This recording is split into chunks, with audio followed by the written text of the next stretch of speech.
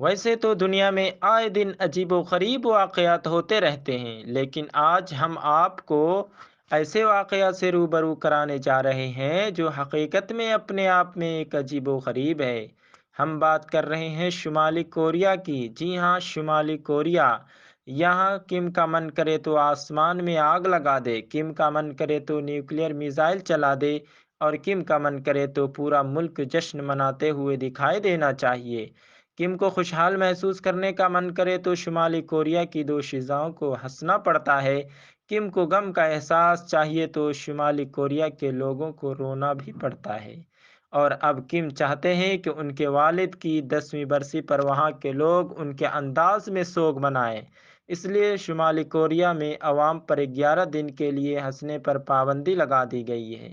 جی ہاں، آپ نے بالکل صحیح سنا، شمالی کوریا میں عوام پر 11 دن کے لیے ہنسنے پر پابندی لگا دی گئی ہے۔ یہ پابندی شمالی کوریا کے سابق supreme leader Kim Jong il کی 10ویں برسی پر لگائی گئی ہے۔ 11 روزہ سوگ میں ہنسی کے ساتھ ساتھ شراب نوشی پر بھی پابندی لگائی گئی ہے۔ اس کے علاوہ نہ آپ میوزک سن سکتے ہیں، نہ نئے کپڑے خرید سکتے ہیں، اور نہ راشن لے سکتے ہیں، اور نہ ہی گھوم پھر سکتے ہیں۔ یاد رہے کہ شمالی کوریا کے سابق رہنما کم جونگ il 2011 میں 69 برس کی عمر میں 17 دسمبر کو دل کا دورہ پڑنے کے باعث انتقال کر گئے تھے۔ ان کی 17 سالہ حکمرانی کو شمالی کوریا کی تاریخ کا تاریک ترین دور سمجھا جاتا ہے۔ اور آپ کو بتا دیں کہ ان پابندیوں پر عمل درآمد نہ کرنے والے کافی لوگ پکڑے جا چکے ہیں، اور انہیں حکومت نے نظریاتی مجرم قرار دیا تھا، اور پھر وہ اس کے بعد کبھی بھی نظر نہ آئے۔ پابندی اس حد تک سخت ہے کہ اس دوران مرنے والے کی آخری رسومات اور سالگرہ کی تقریب منعقد کرنے کی بھی اجازت نہیں ہے۔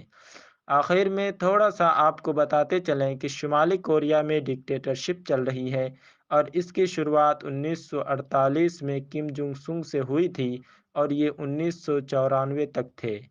اس کے بعد ان کے بیٹے کم جونگ il آئے، اور 2011 میں ہارٹ اٹیک سے ان کی موت ہو گئی، اور پھر ان کے بیٹے کم جونگ un آئے جو ابھی فی الحال ہیں۔